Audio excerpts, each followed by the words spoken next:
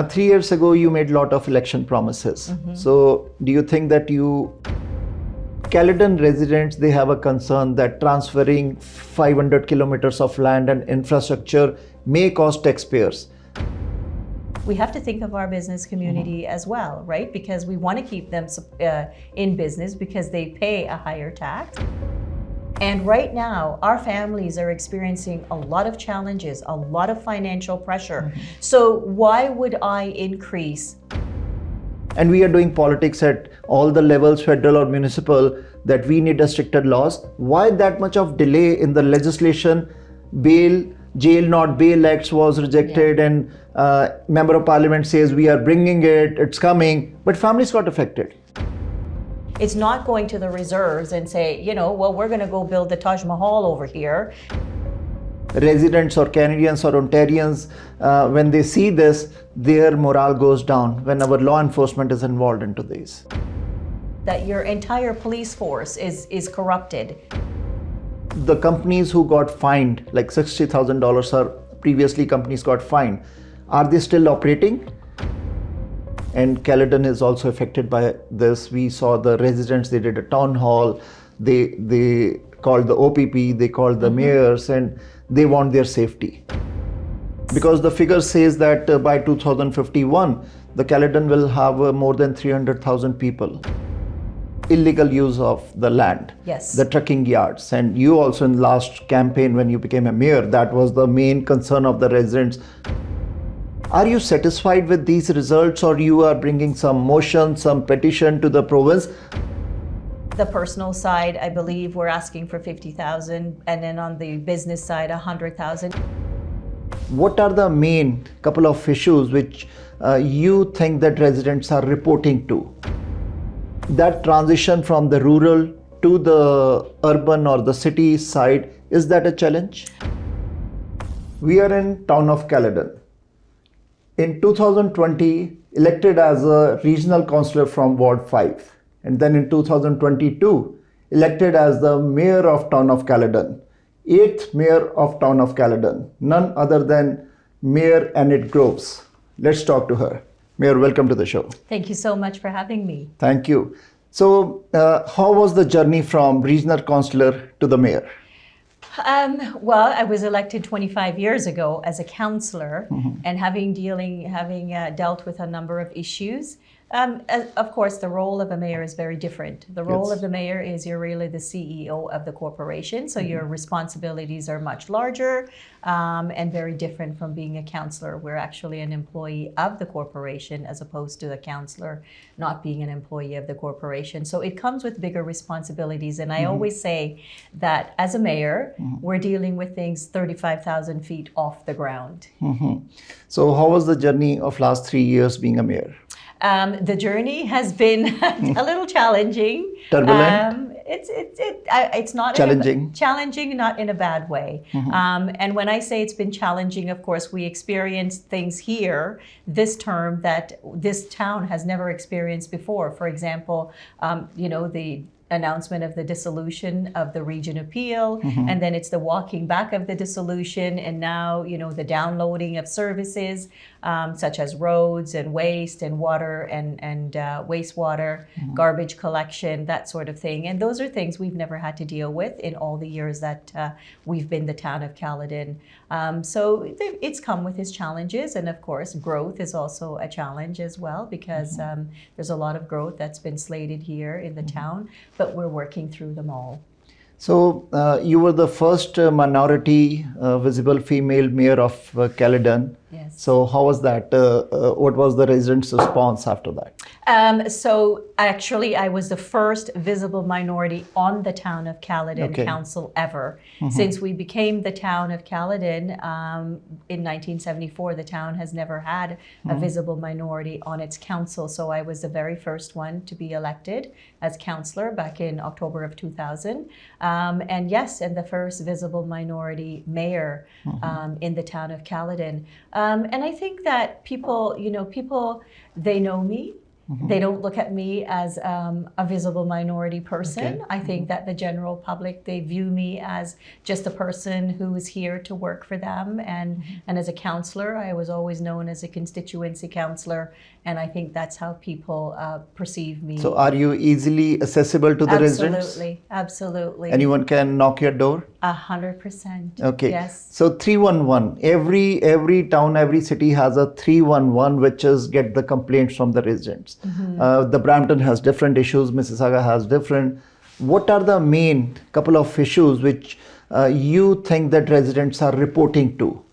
So some of the major issues that we're having is really road safety. Okay. We have a number of challenges on our roads.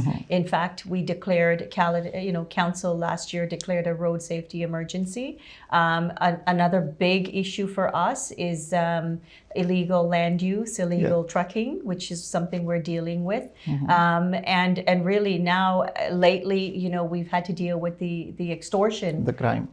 Cases, yes, and crime. However, we have a great partnership with Peel Regional Police. So our Caledon OPP has partnered up with Peel Regional Police to deal with some of these issues that we're experiencing because they're sort of crossover issues, and so, yeah. And what are your priorities in last 3 years, your main priorities?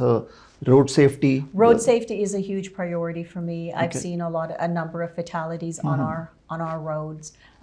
You can never put a dollar on somebody's life. And so my priority is to make sure when our families are traveling on our roads, that our roads are safe, that the roads are clear. This winter we've experienced a lot of snow, and we want to make sure our roads are safe because that's part of road safety. We also want to make sure that we start to manage the traffic. We have, again, a lot of heavy industrial traffic in our community, especially on Highway 10, on Highway 50. And we just need to make sure that we have proper infrastructure in place to support that type of heavy traffic. Since Caledon is moving from rural to the city to the urban side, and it has the biggest land in the Peel region, what do you think that development, housing, targets, and other development areas, other challenges, because we have the green belt also here. So that transition from the rural to the urban or the city side, is that a challenge? I don't think so. Okay. One of the things I love about Caledon is the fact that we are both urban and rural. I know that in my lifetime, you will never see houses being built in our rural areas. Caledon is 688 square kilometers, so we're almost 700 square kilometers big. We have a lot of areas in Caledon that's protected. It's protected by the Niagara Escarpment, it's protected by the conservation authorities, it's protected by the Greenbelt, the Oak Ridges Moraine. So I would say about 80% of the land mass of Caledon is protected. And those areas, we will never build in those areas because I think once you pave over those areas, you will never get it back. And that's what I love about Caledon. It's been my home for 34 years. And I love it because you have the best of both worlds here. You've got the urban centers, and then you've got our rural countryside areas. That's right. So any housing targets Caledon has? Yes. Because the figure says that by 2051, the Caledon will have more than 300,000 people. That's correct. So what is the housing target Caledon got? So right now, that is correct. And all these numbers, they come really from the province of Ontario. Yes. And so we are slated to grow. We'll be adding another 220,000 people by 2051. And that equates to about 67,000 or 68,000 doors. Okay. And with that, we are also mandated to provide 125,000 jobs. So we're growing on population-wise as well as on the industrial side, providing jobs as well. One of the main issue which was always an election issue, the illegal use of the land, the trucking yards. And you also in last campaign when you became a mayor, that was the main concern of the residents, noise, illegal truck parking.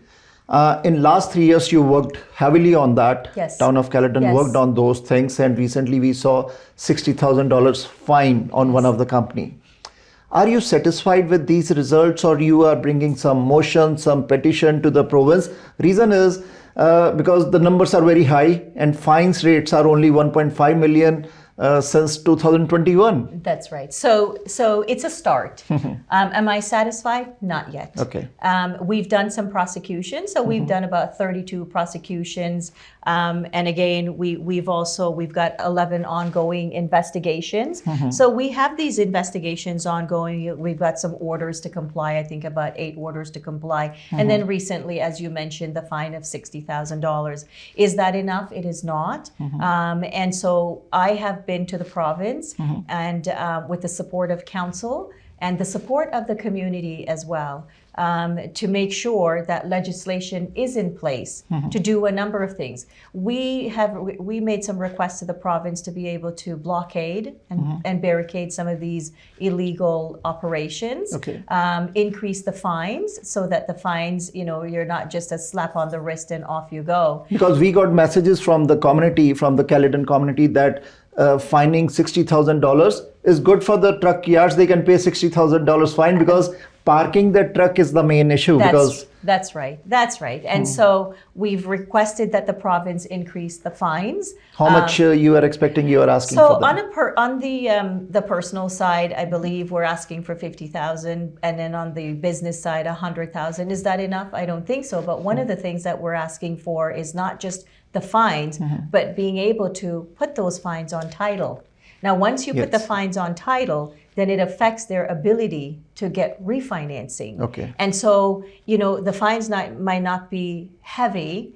However, if you have it on title, it affects their ability to get refinancing, and that's where it really hits. Is province listening to you? Yes, they are. In fact, speaking with Minister Flack, Minister Flack, he is the Minister of Municipal Affairs and Housing. He is listening, and it's not just to me, but it's to a number of mayors in a number of municipalities that are experiencing the same challenges we are here with illegal land use and illegal trucking. I'm pleased to say that the minister is going to bring some legislation in the spring. Before the elections? This is the election year. Absolutely. So the House, the province returns, I believe it's March 20th or March 23rd. I'm not quite sure. When they return, they will be tabling legislation that is going to address this problem. And again, it's not just a problem that exists in Caledon, but we've taken the lead on this. We took the lead, and I'm pleased to say that the group of mayors that I belong to, they've come on board and they've joined forces, and we've joined forces. We've also joined forces with some of the larger urban mayors. So like Mayor Krantz from Milton. Mayor Krantz is supportive of us. Mayor Brown, Mayor Del Duca, because they also have those challenges with the illegal land use and illegal trucking in their municipalities as well. So I'm very pleased to know that legislation will be tabled in the spring. So since this is election year, and residents are going to ask that question when you or councils go for the door knocking. Yes. Because they want a strict enforcement. So what is the condition of a law enforcement here? Since the companies who got fined, like $60,000 or previously companies got fined, are they still operating? Because we have seen when someone do a bankruptcy or they are fined, they still pay the fine and they keep on operating. Well, I'm pleased to say that a number of them are no longer operating. Okay. And that's because part of it is the financing. And because we took the lead on this, and because we were very public, and it hit the media, it hit the mainstream media, then a lot of these companies are not able to refinance, and so they're not able to stay in operation. Now, I it's not something that I would say that I'm so happy, because these are people that they feed their families as well. However, I often say you can't just come into our municipality and set up shop like that. You need to go through the process so that you're in the right location. So you're addressing your traffic issues, you're addressing the environmental issue, you're addressing a number of things that you have to make sure the zoning is in place. Yes. And so I don't want to take food off anybody's plates, because these are people that are also employing other families as well. However, they've got to do things the right way. So do you have enough law enforcement officers to There's check? never enough enforcement officers ever. Okay. You know, whether you're a police officer, whether Yeah. you're enforcing for the environment, whether it's the municipal law enforcement officers, there's never enough. However, we make do with what we have, and I think that we are doing a pretty good job in making sure that we have these enforcement officers out there and monitoring these areas and these illegal land uses. What is the population of town of Caledon? So we're just over 80,000, hitting almost 90,000 right now. Okay. The crime rate is a serious concern across Canada, coast to coast. And Caledon is also affected by this. We saw the residents, they did a town hall, they called the OPP, they called the mayors, and they want their safety. Yes. Because these are the big farmhouses, and it's happening everywhere. 40 plus cases of extortion here in Yes. Caledon. Yes. So when you saw those reports, it's only happening with the South Asian community in Caledon, or the other communities are also affected? So those extortion cases, there were actually 42 extortion cases. And that's specifically with the South Asian community, because it's a group, it's a terrorist group, as a matter of fact. They are a terrorist group. The what do they call the Bishnoi Lawrence? That what they are claiming. Yes, and so they are targeting the South Asian business community. And again, we had 42 cases here. Do you know the reason why they are targeting? I have no idea. You know, I don't know why, but my job is to make sure that our residents are safe, our businesses are safe.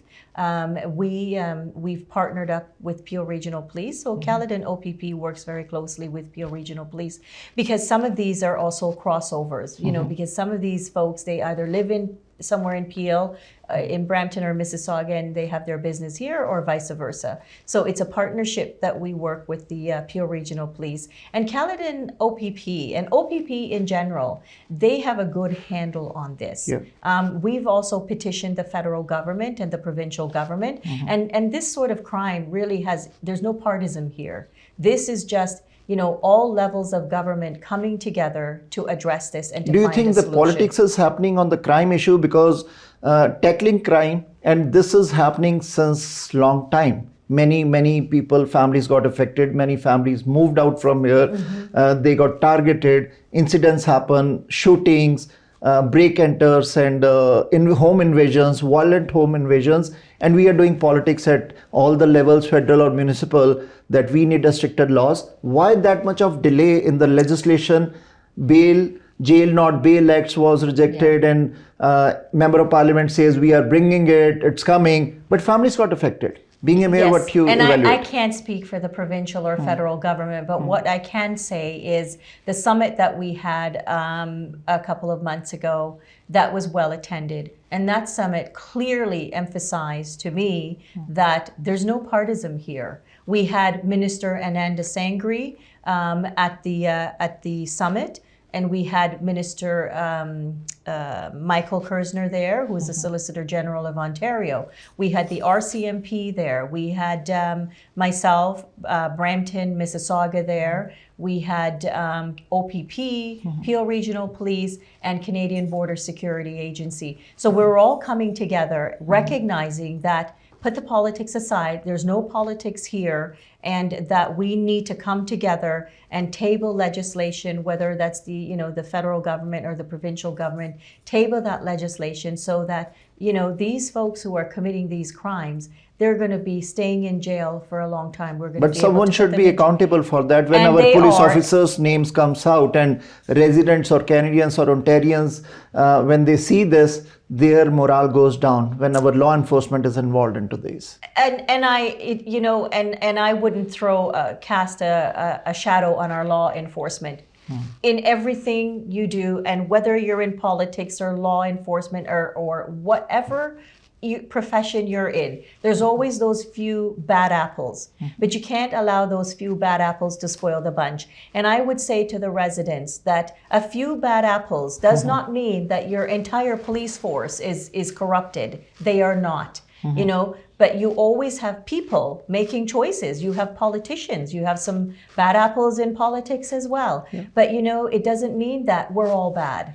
And so I would not, you know, I would say to residents, don't get discouraged by that, because it's not everyone that's doing that. And it's not the majority of the police force or the lawmakers that's doing that. It's a very small handful when you look at the big picture. So I don't believe that this is going to create a problem. I don't believe that it's going to stop the police from doing the good work that they've been doing. And a lot of times you're not going to see it publicly, because when they're conducting their investigations, there are a lot of things that they cannot make public. Otherwise, the investigation will not work and you'll never be able to get these people. So they have to keep things quiet. And so, yeah, I'm not concerned. Am I disappointed that you've got some of these law enforcement folks getting into these sorts of things? Absolutely. But I will tell you, it's not the majority of the force. It's a very small handful of those officers. Let's talk about the finance now. How is the financial health of town of Caledon fiscal deficit? Because the town of Caledon had 85 million plus of reserves. And how the town is doing now with the financial health? So I would say that our reserves are still very healthy. As you know, our last tax increase was very low. It was 3.27%, roughly. And 1% of that goes for state of good repair. And the rest is on, you know, the property tax and that. And but 2.1% was using from the reserves also.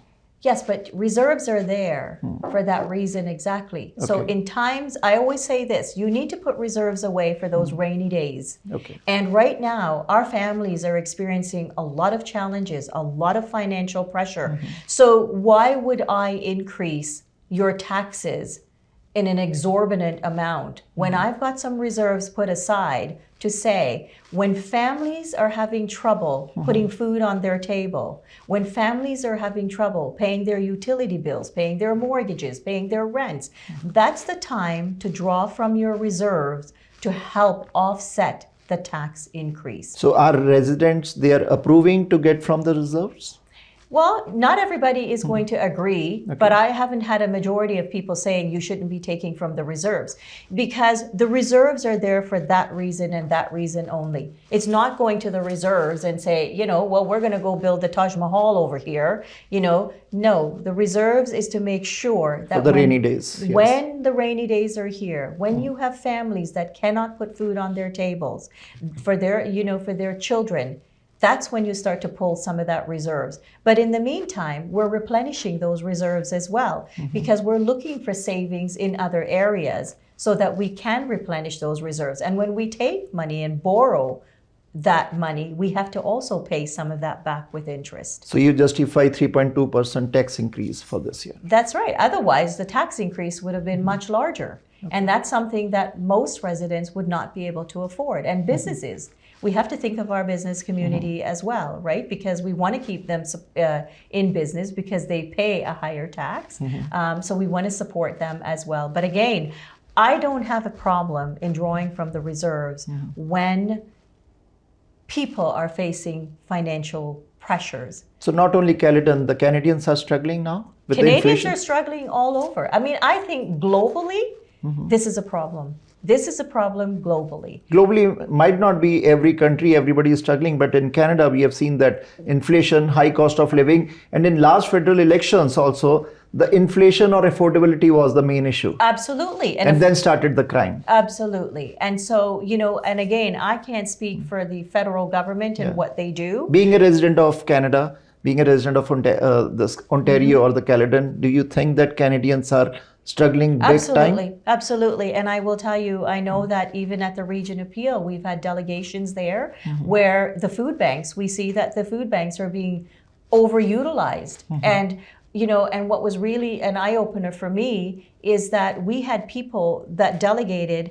and they were the people that were actually supplying food to the food banks, and now they've become users of those food banks. And so that tells me that there's a big problem here. There's a huge problem here. And quite frankly, I'm always of the opinion that we need to look after our own house first before we start taking care of somebody else's house. And I think that this country, we need to take care of our own house first before we start taking care of somebody else's. Because we have homeless people here. We have people that they're on the brink of So you being mean homeless. to say 23.5 billion to Ukraine?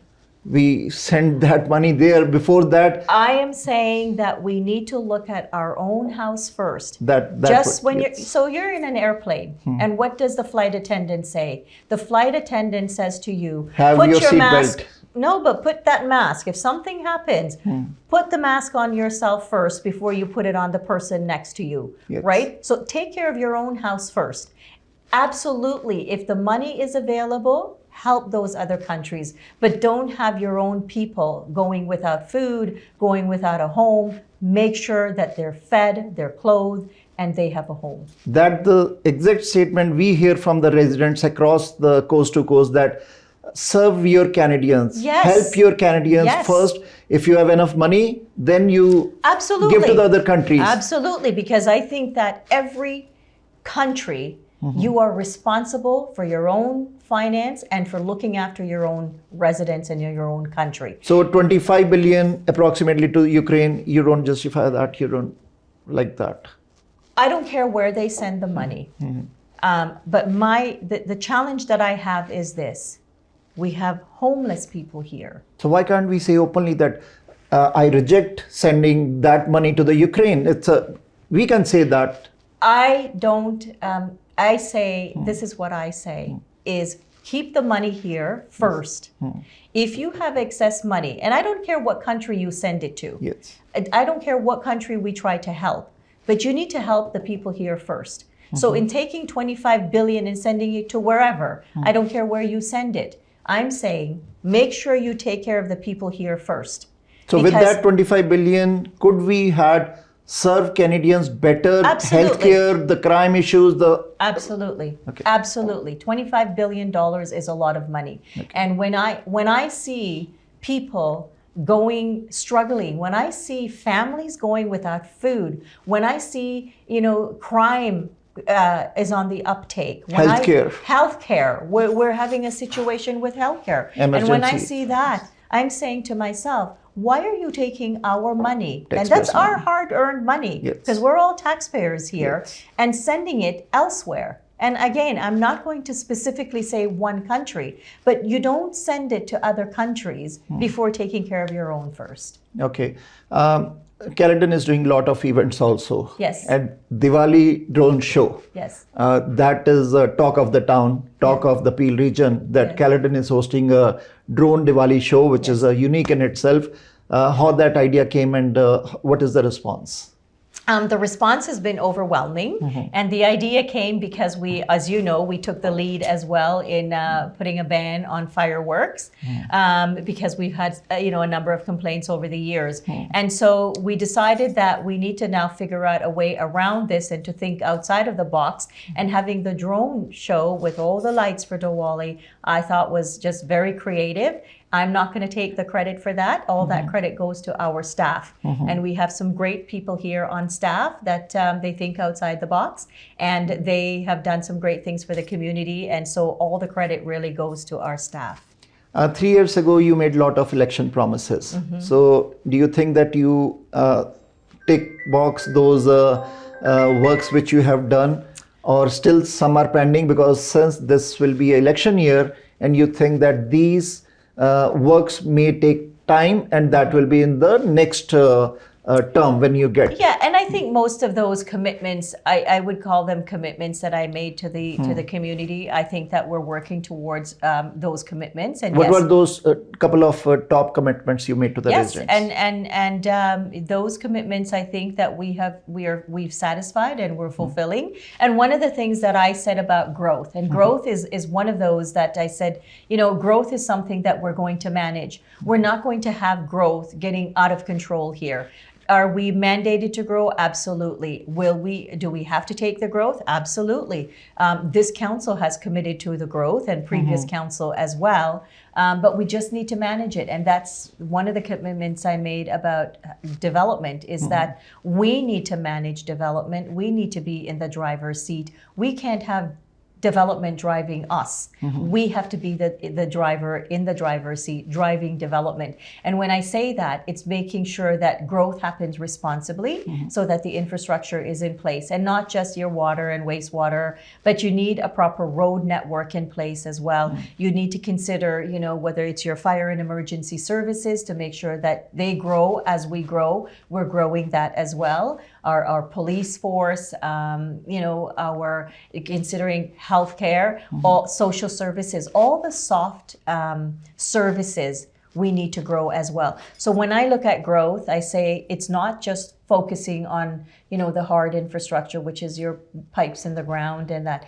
or your roads. It's everything. So you're satisfied with the work you have done? Absolutely, and with the promises you made during Absolutely, I am. And, you can see there, the environment is important. And when council approved some of these growth areas, we've said to the development industry as well, when you've got you've got some greenbelt lands within your development. And why can't we make those spots as a world tourist attraction?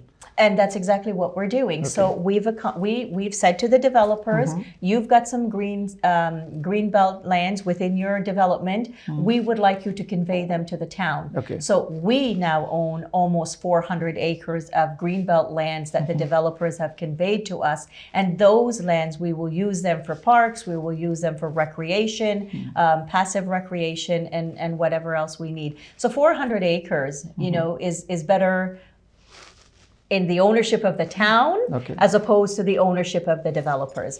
And one of the things that we've done with the developers is also to take a different approach, to say growth needs to be a very collaborative approach, where we're working in partnership with the development industry, the province of Ontario, the region of Peel, and the federal government, to make sure funding is there from different levels so that we can pay for growth. So do we have enough funding in the Caledon from There's the minister? Never enough funding. There's never enough funding. But I will say this, we're doing a pretty good job in managing development.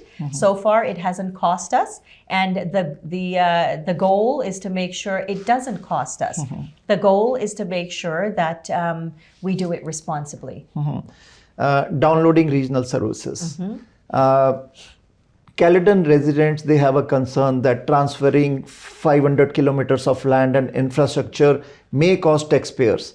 Being a mayor, how will you make sure that this transition won't affect the taxpayers? They don't want to pay another taxes. What is your advocacy in this to the province? Yeah, and that's a great question. And so we are being downloaded 2,300 lane kilometers of road. Okay. And those roads, and I will tell you, on a snowy day like today, I stay on regional roads. Okay. And the reason I stay on the regional roads is because they have a different level of service, and they clean the roads to the bare pavement. We don't have that level of service in the local municipality. And so it's a concern. It certainly is a concern. We're looking at about $80 million per year, and that includes operating cost as well as capital cost. But we have been working with the three municipalities, Brampton, Mississauga, Caledon. We've been working with the province of Ontario. The province made a commitment to us that they were going to make us whole. Now, what I've said is this: we didn't ask for this.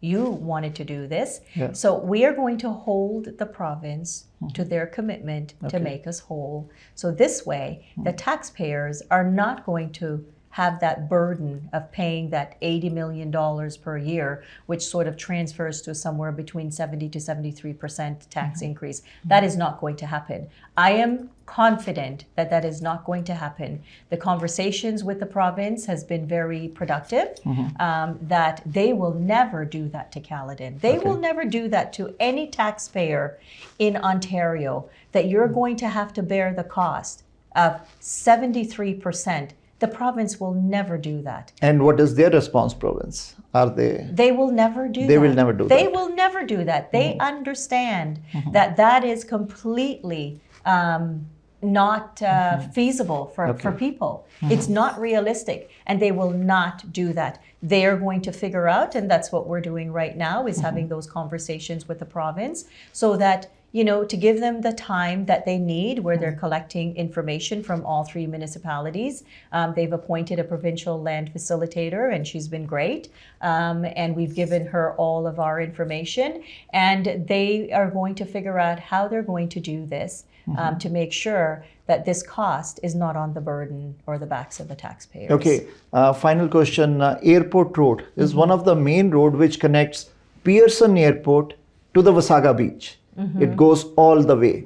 And we have seen the development or widening of this road is not in a fast process, because it's till Mayfield or maybe till the another street it's widening. What about the further till Wasaga? Because that's out of our jurisdiction. So I can speak only for our jurisdiction and the region of Peel. So I am only going to speak about the airport road that runs through Caledon, parts of Caledon. But Caledon goes till very far.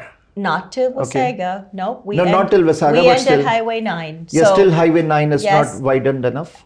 Well, Highway 9 is not our jurisdiction. That's the province of Ontario. Okay. That's a provincial highway. However, Airport Road, a certain section of Airport Road within our village here in Caledon East will be widened.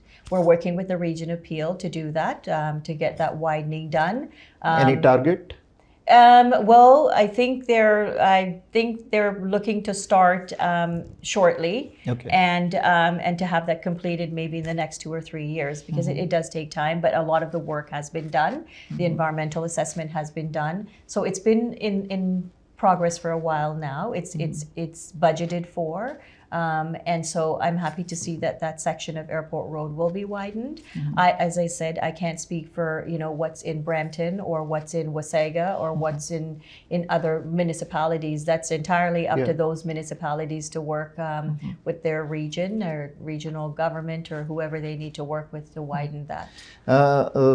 Along with the widening, it's many residents across the city hall in the Caledon village. They are still using the septics, old septics. They are using the propane tanks, which is high in cost, and they want the services, proper services of a gas line or a proper septic. So any target, any concern you heard from them, and any target you are taking on that? I don't have any targets for that. That can be done through local improvement. And right now, I know that we don't have any conversations happening about, you know, running pipes up there for connecting them to the sewer system and that. So right now, because my first question was, Caledon is moving from municipal, from the rural to the urban.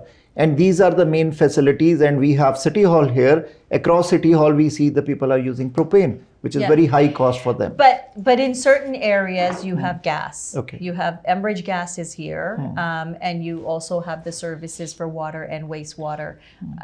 Again, you know, there's a lot of rural Caledon that will remain rural, and sometimes you have to be careful what you ask for. Because if you start running those services into our rural areas, you're going to have growth sprawling into those areas. You know, if you keep them on the septic and on propane and that, you're limiting the ability to grow in those areas. So we need to be careful what we ask for and what, you know, and what you wish for, because you bring it in there, you see growth is going to start sprawling into those areas. And we just talked about the fact that we've got 80% of Caledon that's protected, and we want to keep it that way. So bringing in that urban infrastructure, I don't think we need to do that. And I can say that the folks who live in those rural areas, they are fine with their septics. They are fine with their propane. They understand why they moved out there. They wanted that quality of life. They do not want the hustle and bustle of the urban centers there. Okay. Mayor, what is your final message to the residents of town of Caledon? So my final message to the residents is to just, reassure them that we are here working on their behalf, on whatever matters we have here, what concerns they have. And we are engaging with our federal and provincial partners. If it's not something that's within our control, aggregate is a huge issue within our community that we face. And we're working tirelessly. We've got a great team here. We've got a great team of staff here that understands the direction of Caledon and what the residents of Caledon, where they want to see us go and what direction they want to see us take. And that, yes, we are listening to them, that, we will make sure that that's the direction Caledon continues to move.